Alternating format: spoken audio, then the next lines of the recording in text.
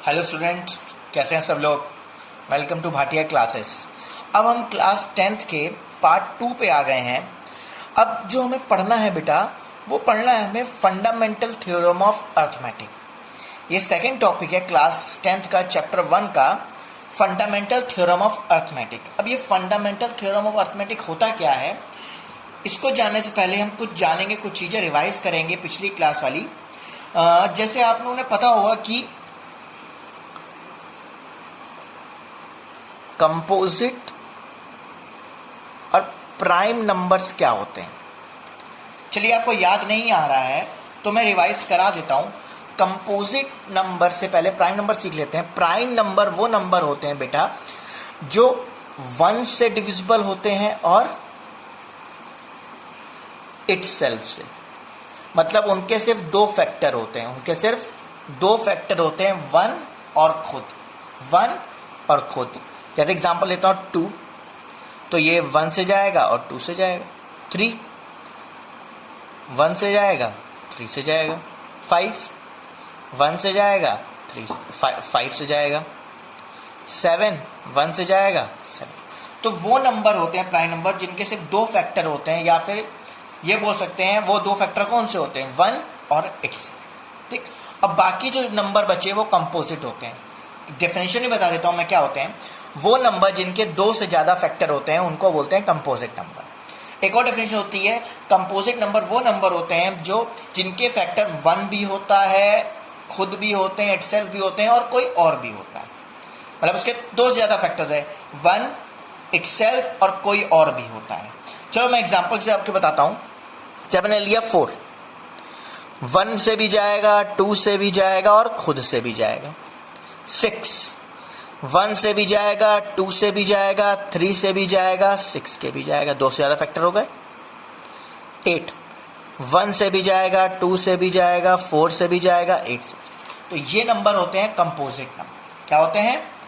Composite number. मन में आ गया प्राइम और कंपोजिट नंबर क्या होते हैं। अब देखिए, जो फंडामेंटल थ्योरम ऑफ अर्थमेटिक कह रही है वो क्या कह रही है, देखिएगा। ये लिख लिया सबने, कंपोजिट और prime number. Okay. Fundamental theorem of arithmetic कह रही है एवरी कंपोजिट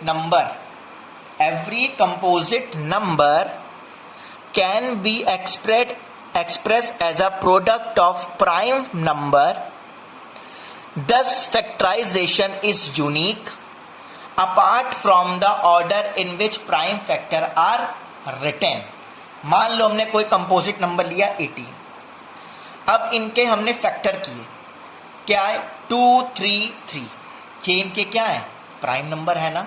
तो कोई भी कंपोजिट नंबर लेना है और जब इनके हम लोग प्राइम फैक्टराइजेशन करेंगे तो इनके जो फैक्टर आएंगे वो प्राइम नंबर्स होने चाहिए। क्या होने चाहिए?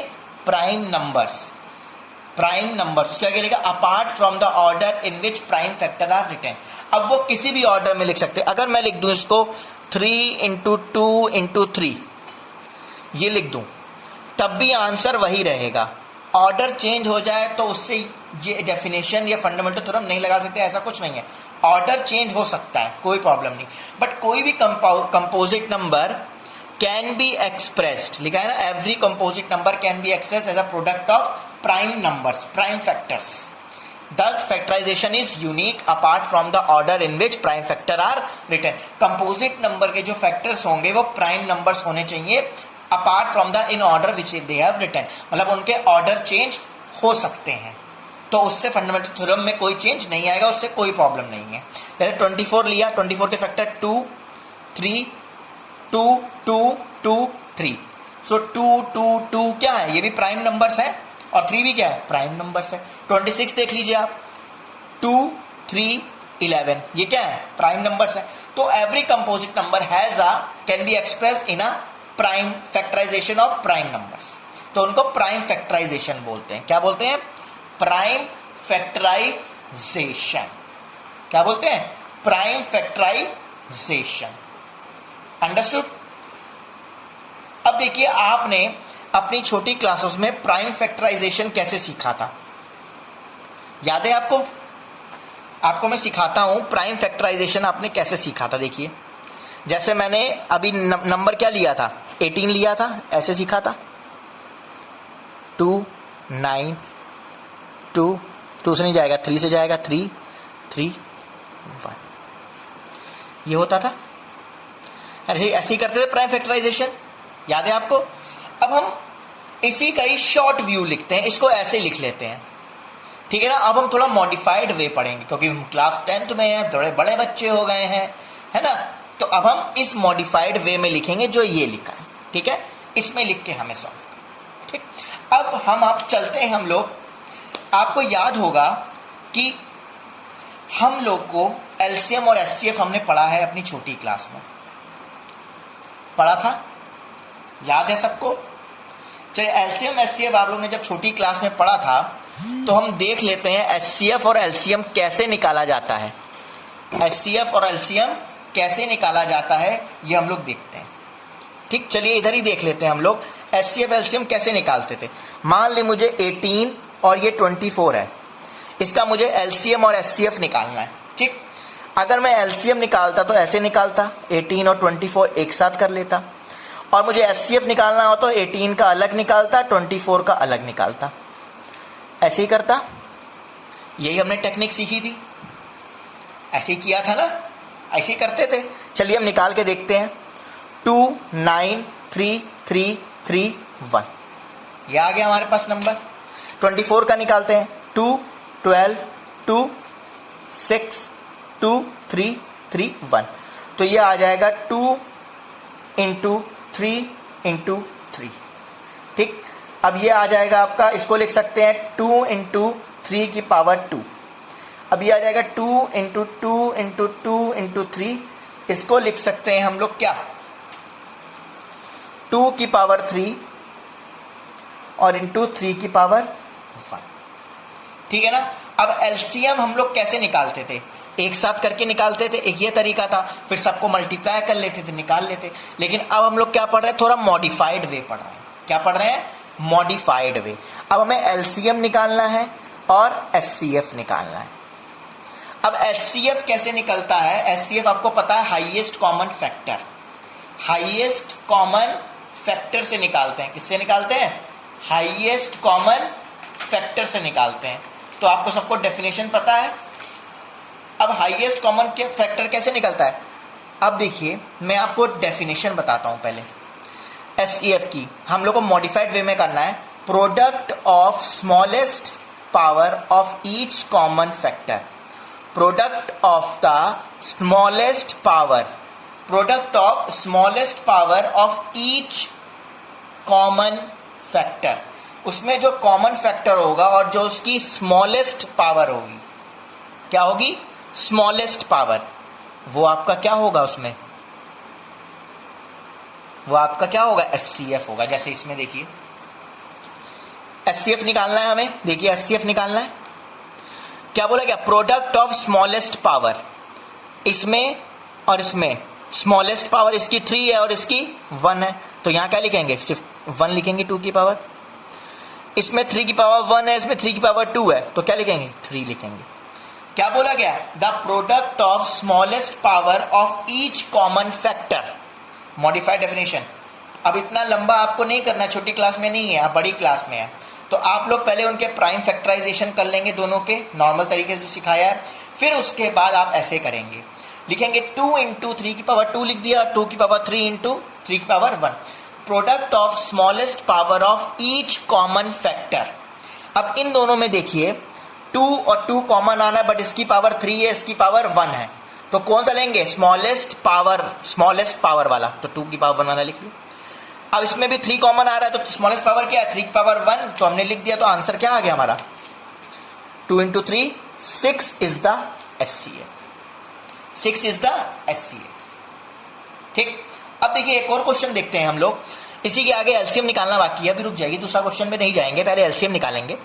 एलसीएम क्या है, हम लोग को निकालना है, डेफिनेशन देखिए, product of the greatest power of each prime factor, product of greatest power of each prime factor, product of greatest power, जिसकी भी ग्रेटेस्ट पावर होगी है ना, उसको हम लोग उसका प्रोडक्ट करेंगे। अब देखिए कैसे करेंगे, सबको दिखाई दे रहा है, ये देखिए। ठीक, चलिए पहले हम लोग क्या करते हैं, इससे निकाल लेते हैं, आपको आइडिया हो जाएगा। जैसे 2 9 किया, ये 12 आ गया, फिर 2 से किया 9 किया 6 आ गया। ठीक है, दिखाई दे रहा है सबको। फिर 2 से किया 9 3 आ गया, फिर 3 से किया 3 1, फिर 3 से किया ये। ठीक, ये दिखाई दे रहा है सबको। ओके, चलिए और आगे बढ़ते हैं हम लोग। ये हमने किया तो इसका क्या आ जाएगा 2, सबको दिखाई दे रहा है। हम इधर करके देखते हैं, ऐसे देखिएगा, तो इसको लिख सकते हैं 2 इंटू 2 इंटू 2 इंटू 3 इंटू 3। आप ऐसे करते थे एलसीएम छोटी क्लास में, तो 2 2 ज़ा 4, 4 2 ज़ा 8, 8 3 ज़ा 24, 24 3 ज़ा 72 होता था 72। ठीक है, 2 2 ज़ा 4, 4 2 ज़ा 8, 8 3 ज़ा 24, 24 3 ज़ा 3, 24 3 ज़ा 3, 3 4 ज़ा 12, 1 6 72 आ जाएगा। क्या आ जाएगा 72। अब इसके अकॉर्डिंग करते हैं, product of greatest power of prime factor. Product of greatest power of prime factor, greatest power के लिए बोल रहा है, तो ग्रेटेस्ट पावर के लिए देखिए क्या लिखा है यहां पर। ग्रेटेस्ट पावर इसमें क्या है 2 की पावर 3, तो 2 की पावर 3 लिख देंगे। इसमें क्या है 3 की पावर 2 लिख दिया, तो इसको मल्टीप्लाई करेंगे, 2 की पावर 3 8 होता है, 9 और 9 8 ज़ा 72। ये आंसर आया सबको समझ में। एक बार फिर से डेफिनेशन पे आते हैं। देखिए डेफिनेशन, आपने डेफिनेशन देख ली सबने। डेफिनेशन क्या है, देखिए एचसीएफ की डेफिनेशन है, फिर से देख लीजिए, प्रोडक्ट ऑफ द एचसीएफ, देखिए product of the smallest power of each common factor, each common factor. ठीक है, और उसके बाद आपकी क्या है, उसके बाद हम लोग क्या लिख रहे हैं LCM, product of greatest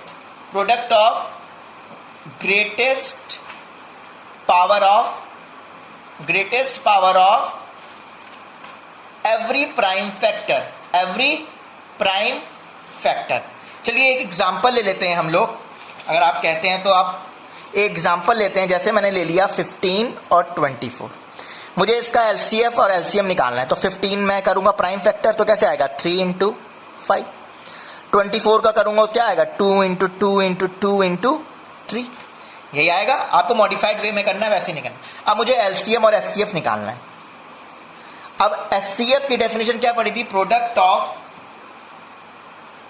of smallest power, product of smallest की highest, smallest power of each prime factor, each smallest. फिर से देख लीजिए definition, product of smallest power of each common factor, product of smallest power of each common factor, common factor की smallest power का product करना है। तो इसमें स्मॉलेस्ट पावर क्या हो जाएगी, कॉमन फैक्टर तो यही है, सिर्फ 3 दिखाई दे रहा है, और इसकी स्मॉलेस्ट पावर तो एक ही है, तो 3 इज द कॉमन फैक्टर तो एक ही है, और इसकी पावर भी क्या है, एक ही दिखाई दे रही है। हम एलसीएम पे आ जाते हैं हम लोग। एलसीएम क्या बोलोगे, प्रोडक्ट ऑफ देख लीजिए definition, product of greatest power of each prime factor, product of greatest power of each prime factor. अब देखिएगा कि क्या होगा। अब इसमें एलसीएम आपको क्या दिखाई दे रहा है, ग्रेटेस्ट पावर क्या क्या लेंगे आप इसमें। सबसे पहले आपको क्या लेना पड़ेगा, जो 3/2 है, इसमें तो लिखना ही लिखना पड़ेगा, उसकी ग्रेटेस्ट पावर 1 है, तो 3/2 तो आ ही जाएगा। अब ये 3 इधर भी 1 है, 3 की पावर इधर भी 1 है, 3 की पावर इधर भी 1 है, तो ग्रेटेस्ट पावर तो 1 है, तो 3 लेना पड़ेगा इसमें, और 5 की पावर भी 1 ही है, तो 5 ले लेंगे। तो ये कितना आ जाएगा आपके अकॉर्डिंग, काउंट करिए, मल्टीप्लाई करिए। मल्टीप्लाई करने के बाद ये हमें मिलेगा, कर लेते हैं 2 4 8 8 5 जा 40 43 जा 120, कितना आ गया 120। अंडरस्टूड। तो पहले अगर आपको कोई 2 नंबर दिए हैं, 3 नंबर दिए हैं, तो पहले आप उनके प्राइम फैक्टर करेंगे मॉडिफाइड वे में। फिर जब एलसीएम निकालेंगे तो क्या करते हैं, product of greatest power of each prime factor, product of उसमें से जिसकी पावर ज्यादा होगी आप देखेंगे उसको लिख के उसका प्रोडक्ट कर देंगे। एचसीएफ में क्या करेंगे, product of smallest power of each common factor, पहले उसमें कॉमन निकालेंगे जिसकी पावर सबसे कम होगी उसको लिख के उसका प्रोडक्ट कर देंगे। ये एलसीएम और एचसीएफ है। अब हमने इसमें एक चीज और देख लेते हैं हम लोग। देखिए जैसे यहां पर हमने लिखा 15 इंटू 24 करेंगे तो ये भी 360 आएगा, ठीक है। और अगर हम प्रोडक्ट करेंगे एचसीएफ और इंटू एलसीएम का 3 इंटू 120 तब भी 360 आ रहा है। इसका मतलब क्या है, एक हमारे पास एक इक्वेशन बन रही है, एक फॉर्मूला डेवलप्ड हो रहा है। क्या डेवलप्ड हो रहा है? एक फॉर्मूला डेवलप्ड हो रहा है। वो फॉर्मूला क्या है आइए देखते हैं हम लोग। इसमें भी मैंने आपको एग्जांपल वही समझाया हुआ, देखिए 15 24 3 इंटू 5 3 की पावर 1 5 की पावर 1 24 2 की पावर 3 3 की पावर 1। तो यही कि एलसीएम 2 इंटू प्रोडक्ट, एलसीएम क्या होता है? Product of greatest power of each prime factor, और highest common factor product of smallest power of each common factor. ये एग्जांपल मैंने आपको समझा दिया, इसमें भी वही टेक्निक। अब उससे डेवलप्ड हुआ, देखिए मैंने ये लिखा है 15 इंटू 24 360 आ रहा है हमारे पास, और एलसीएम इंटू एचसीएफ करेंगे तब भी हमारा 360 आ रहा है। इससे एक फॉर्मूला डेवलप्ड हुआ, देखिए एचसीएफ इंटू एलसीएम तब भी 360, और दो नंबर जो दिए थे उसका प्रोडक्ट भी किया 360, दैट मीन्स दोनों इक्वल आ गए। तो इससे एक फॉर्मूला डेवलप्ड हुआ, LCM into HCF is equals to product of numbers. LCM into HCF is equal to product of two numbers. और ये फॉर्मूला सिर्फ दो नंबर के लिए ही एप्लीकेबल है, applicable for two numbers only, सिर्फ दो नंबर के लिए एप्लीकेबल है। ध्यान रखिए, LCM into HCF is equal to A into B। दिखाई दे रहा है सबको?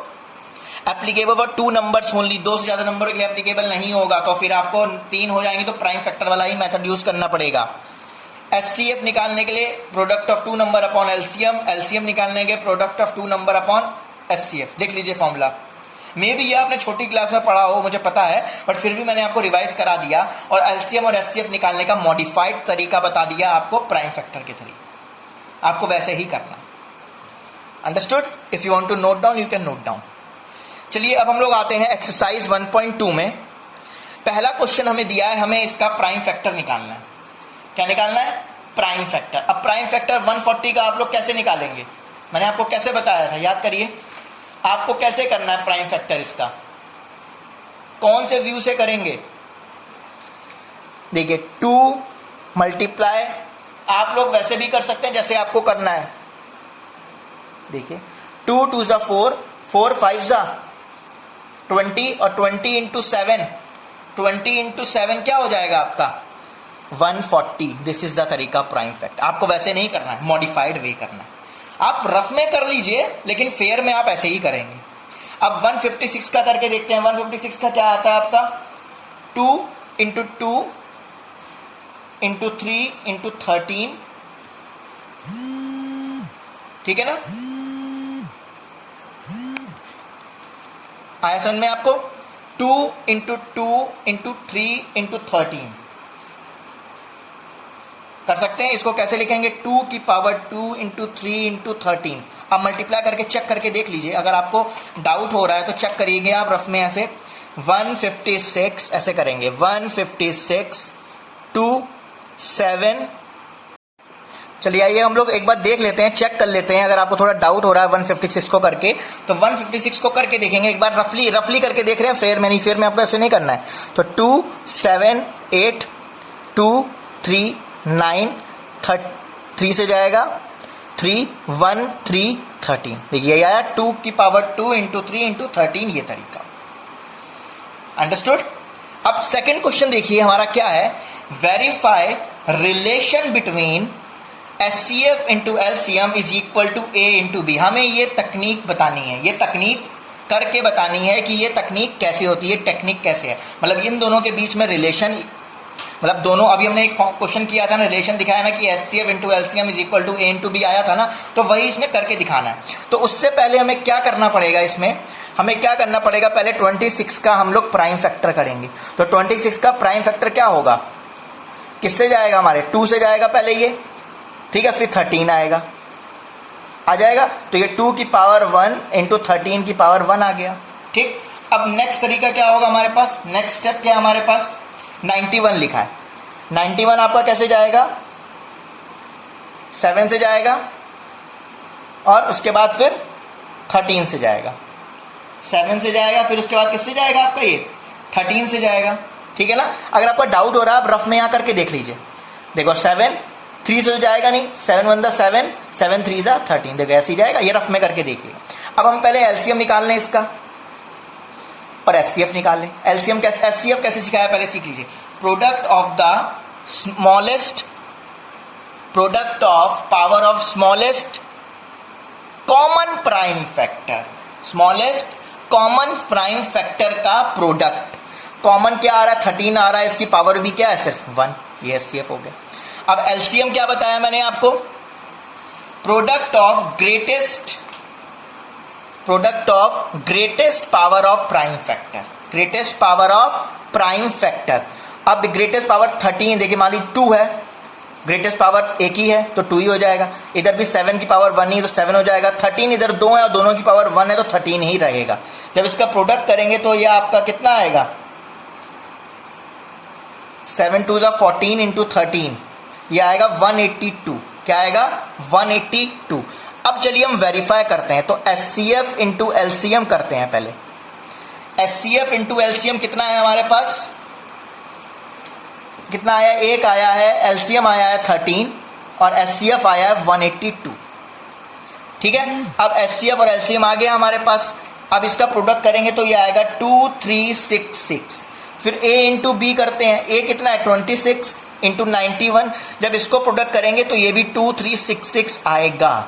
दैट मीन्स वेरीफाई हो गया, HCF into LCM is equal to product of 2 numbers. देखिए एचसीएफ और एलसीएम आपको समझ में आ गई ना। डेफिनेशन, डेफिनेशन आप ध्यान से समझिएगा, बहुत इंपॉर्टेंट डेफिनेशन है वो आपकी, मैं आपको फिर से समझा दे रहा हूं। डेफिनेशन आपको याद रखनी है वो डेफिनेशन, ठीक है ना, ये है वो definition. Product of the smallest prime number of each common factor, product of greatest power of each prime factor, ठीक है। क्वेश्चन नंबर 3 था ये हमारा, कौन सा, क्वेश्चन नंबर 2 था हमारा ये एनसीईआरटी का एक्सरसाइज 1.2 का। अब क्वेश्चन नंबर 3 में चलते हैं, चलिए। अब इसमें 2 नंबर नहीं दिए हैं हमारे, कितने नंबर दिए हैं, 3 नंबर। अब 3 नंबर दिए हैं तो हम लोग नॉर्मल तरीका यूज करेंगे, 12 फैक्टर करेंगे तो 2 इंटू 3 इंटू, देखो 2 इंटू 2 इंटू 3, 2 इंटू 2 इंटू 3, 2 की पावर 2 इंटू 3, यह आएगा, लिख लिया हमने, ओके। अब हम 15 पे चलते हैं। 15 क्या होगा, 3 इंटू 5, दैट मीन्स 3 की पावर 1 इंटू 5। 21 क्या होगा, 3 इंटू 7 इंटू 3 की पावर 1 इंटू 7 की पावर 1। देखिए फंडामेंटल थ्योरम अर्थमेटिक अप्लाई हो रही है ना, कंपोजिट नंबर है, कंपोजिट नंबर है, प्राइम फैक्टर बन रहे हैं, याद है थ्योरम। अब एलसीएम निकालना है और एचसीएफ निकालना है। अब एचसीएफ क्या होता है, product of power of, product of smallest power of each prime factor, each common prime factor. अब इन तीनों में देखिए कॉमन आ रहा है, कुछ हमें दिखाई दे रहा है 3 कॉमन आ रहा है, क्या कॉमन आ रहा है 3, और तीनों में की पावर एक ही है तो 3 हो जाएगा एचसीएफ, 3 हो जाएगा एचसीएफ, ओके। अब एलसीएम लेते हैं। अब देखिए 2 की पावर 2 हाईएस्ट ही है इसमें, तो ये 2 की पावर 2 लिख दिया। 3 की पावर 1 ही आ रही है, 3 की पावर 1 लिख दिया। 5 की पावर 1 आ रही है, 7 की पावर 1 आ रही है। जब इसको मल्टीप्लाई करेंगे ये आएगा बेटा 420, क्या आएगा 420, अकॉर्डिंग टू डेफिनेशन किया है। डेफिनेशन याद रखिएगा, आपका आंसर तुरंत फटाफट आएगा, ओके। चलिए थर्ड क्वेश्चन भी ओवर हो गया। अब हम चलते हैं क्वेश्चन नंबर 5 पे। ये एग्जाम्पल नंबर 5 की तरह है, आपकी बुक का एक्सरसाइज 1.2 के पहले दिया होगा एग्जाम्पल नंबर 5, उसी के जैसा है क्वेश्चन नंबर 5। बोला गया check whether 6n can be written, can be end with the digit. अब 6 की पावर n है, ठीक है। अब 6 की पावर n है तो ये can end with the digit 0 for any natural number. अब इसका मतलब मैं बताता हूं, जैसे 6 की पावर n है, अगर 6 की पावर 1 करेंगे तो 6 आएगा, 6 की पावर 2 करेंगे तो कितना आएगा, 6 की पावर 2 करेंगे तो ये आपका आ जाएगा 36, है ना। अब देखिए 6 की पावर n है, अगर 6 की पावर 1 करूंगा तो क्या आएगा 6, 6 की पावर 2 करूंगा 36, 6 की पावर 3 करूंगा 216, लास्ट में 6 आ रहा है, बट लास्ट में यहाँ क्या आना चाहिए, इनके अकॉर्डिंग 0 आना चाहिए, इनके अकॉर्डिंग क्या आना चाहिए, 0 आना चाहिए। अब देखिए हम स्टार्ट करते हैं। We know 6 can be written as 2 into 3 fundamental theorem, by fundamental theorem of arithmetic की वजह से 6 को प्राइम फैक्टर में डिवाइड कर दिया। अब 6 की पावर n है तो 2 की पावर n तो 3 की पावर n हो जाएगा अकॉर्डिंग टू क्वेश्चन, हो जाएगा। अब 6 की पावर n ये हो गया हमारे पास, हम लिख सकते हैं इसको ऐसे, ठीक है। अब देखिए हमें पता है कि 10 कब आता है, 10 कब आता है, to bring 0 in the last we should have factors as 2 की पावर n, 5 की पावर n, मतलब 2 की पावर n और 5 की पावर n में फैक्टर होने चाहिए। क्यों होने चाहिए, देखिए रफ में 2 की पावर n और 5 की पावर है तभी तो 10 की पावर n आएगा, 0 आया। तो 2 की पावर n 5 की पावर n फैक्टर होंगे तभी हमारे पास 10 आएगा, ठीक है ना। तो यही लिखा है, to bring 0 in the last we should have factor as 2 की पावर n, 5 की power n according to fundamental theorem of arithmetic the number which we have is 6, 2 into 3 having prime factor in which 2n is there but 5n is not there, due to which 0 cannot come to the last digit. मतलब ये है कि हमें पता है fundamental theorem के according 6 को 2 into 3 लिख सकते हैं। अब 6 की पावर n क्या हो जाएगा, 2 into n, 3 की power n। To bring 0 in the last, last में 0 लाने के लिए हमारे पास फैक्टर होना चाहिए 2 की पावर n, मैं डार्क कर देता हूं, 2 की पावर n एंड 5 की power n। According to fundamental theorem the number which we have, fundamental theorem की वजह से जो हमारे पास नंबर है वो 6 है और उसके प्राइम फैक्टर है 2 into 3 और उसमें कोई भी 2n तो है बट 5n नहीं है, जिसकी वजह से हमारा लास्ट में 0 नहीं आ सकता है, लास्ट में 0 नहीं आ सकता है। इसलिए जो हमारा स्टेटमेंट है वो क्या है, check whether 6n can end with 0, no 6n क्या लिखेंगे फिर, 6n can not end with 0 because it does not have factor 2n and 5n। देख लीजिए क्योंकि इसमें फैक्टर 2n और 5n नहीं है, मैंने पूरा लिखा है आपके लिए, आया समझ में। 2n और 5n फैक्टर ना होने की वजह से हमारे पास 0 नहीं आएगा, अगर होता तो 0 आता, इसलिए हमने लिख दिया 6n can not end with 0 because it does not have factor 2n and 5n। 2n है बट 5n नहीं है, इसलिए 0 नहीं आएगा, इसलिए क्वेश्चन ओवर। आगे सबको समझ में, आप लोग अपनी लैंग्वेज में लिख सकते हैं, स्टार्ट आपको यहीं से करना है। We know fundamental theorem according, उसका नंबर जो दिया उसके अकॉर्डिंग, अगर 5 और 10 आ रहा है तो यस लिखेंगे, अगर नहीं आ रहा है तो नो से आप अपने अकॉर्डिंग एक्सप्लेन कर देंगे। पर मेन पॉइंट यही है 2 की पावर n और 5 की पावर n। चलिए हम लोग नेक्स्ट क्वेश्चन में चलते हैं। हमारा जो नेक्स्ट क्वेश्चन है मैं आपको बता रहा हूं, नेक्स्ट क्वेश्चन है हमारा 7th क्वेश्चन है। बोला गया एक सर्कुलर फील्ड है, ठीक है, 1.2 का 7th क्वेश्चन है। सोनिया जो है, Sonia takes 18 minutes to complete the round. Sonia जो है वो 18 मिनट्स लेती है, ठीक है, और जो रवि है वो 12 मिनट्स लेता है एक राउंड लगाने में, और दोनों एक ही पॉइंट से स्टार्ट हुए हैं, एक ही टाइम पे स्टार्ट हुए हैं, है ना, एक ही पॉइंट से और एक ही टाइम पे स्टार्ट हुए हैं, तो कितने मिनट बाद वो टाइम क्या होगा कि वो वापस आके उसी पॉइंट पे मिलेंगे। सोनिया लेती है एक राउंड कंप्लीट करने में 18 मिनट और रवि लेता है 12 मिनट। तो बोला गया है दोनों अगर एक ही टाइम पे एक ही पॉइंट पे एक ही स्पीड से स्टार्ट करते हैं, एक ही पॉइंट से यहां से, तो कितने मिनट बाद, कितने टाइम बाद वो उसी पॉइंट पे वापस मिलेंगे। तो मिनिमम टाइम निकालना है। मिनिमम टाइम का मतलब होता है, छोटी क्लास में आपने देखा होगा, LCM।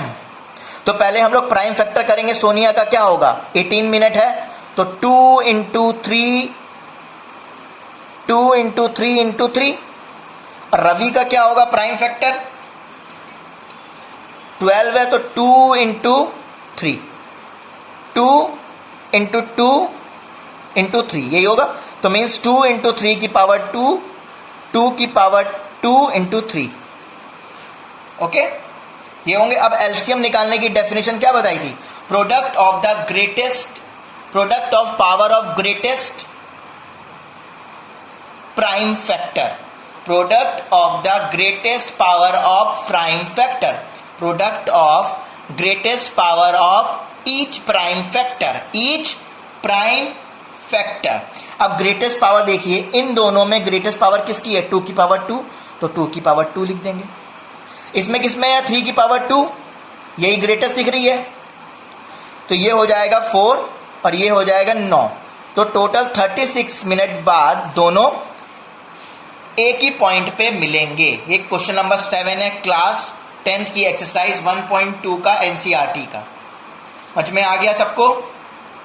ओके, डेफिनेशन याद रखिएगा एचसीएफ एलसीएम की, बहुत अच्छी, उससे आसानी से आपका क्वेश्चन सॉल्व हो जाएगा।